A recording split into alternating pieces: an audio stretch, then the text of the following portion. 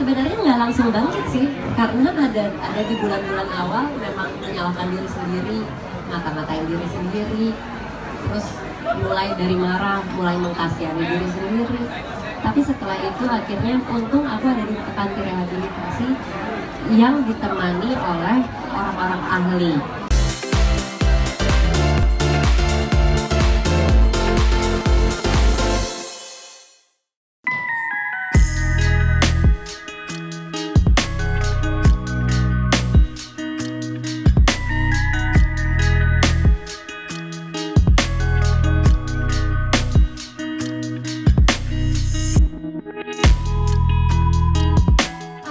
Sebenarnya nggak langsung bangkit sih, karena ada di bulan-bulan awal memang menyalahkan diri sendiri, ngata-ngatain diri sendiri, terus mulai dari marah, mulai mengkasihani diri sendiri.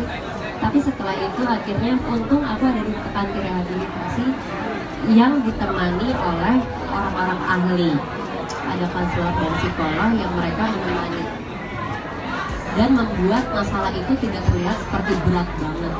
Apalagi ada keluarga dan juga papanya Ardi yang ternyata ada sih ceritanya di buku, detail apa yang dia omongin, tapi yang jelas kata-kata dia sangat menguatkan saya untuk bisa berdiri dan berjalan lagi, karena masalah itu bisa datang pada siapapun. Kita juga kalau melihat orang ada masalah tidak perlu mencemooh atau apa, karena kita tidak tahu kesehariannya seperti apa, dan mungkin ada masa-masa dia itu berusaha untuk keluar dari masalah itu tapi dia gagal, tapi kita hanya ngata-ngatain outputnya aja, dan itu malah membuat orang makin down. Buat saya sih sekarang pengen banget menciptakan lingkungan yang sehat, nggak usah sama orang yang kita kenal, sama orang yang kita tidak kenal. Kalau misalkan ada yang sesuatu yang bisa kita berikan hanya sekecil dengan senyuman, lakukanlah.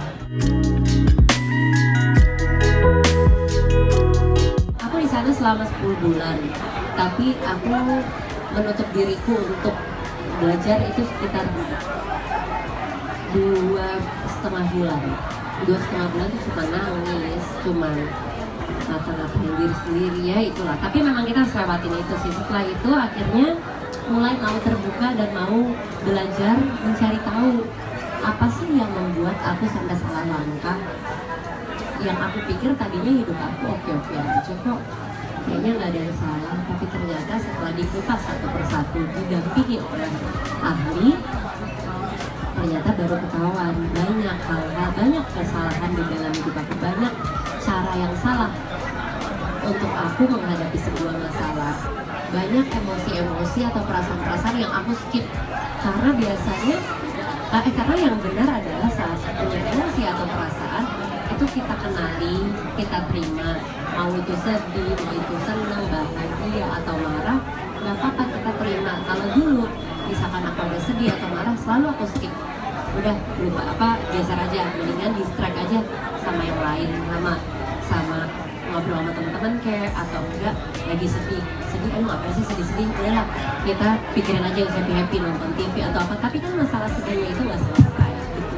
Dari situ aku belajar untuk lebih kenal sama emosi aku, dan aku nggak mau lagi mendistract atau mengesampingkan apa yang aku rasa. Sekarang aku menjalani hidup itu sangat enteng, karena aku sudah tahu gimana cara menghadapi diri aku saat aku lagi emosi, lagi marah. Aku harus ngapain dulu supaya aku tenang dan kata-kata yang keluar dari mulut aku tetap benar. Karena kadang-kadang kalau kita lagi kesal, anak kita datang, kita suka udah di sana aja, nah itu kan menyakiti dia, itu membuat dia hatinya tergores dan itu akan membekas. Aku nggak mau lagi melakukan hal-hal seperti itu. Aku sudah belajar untuk gimana cara menghandle emosi aku, walaupun aku tidak bilang ke depannya aku akan lulus ya, karena semua masalah, karena kita hidup pasti akan ada masalah terus, tapi masalah ada untuk kita belajar.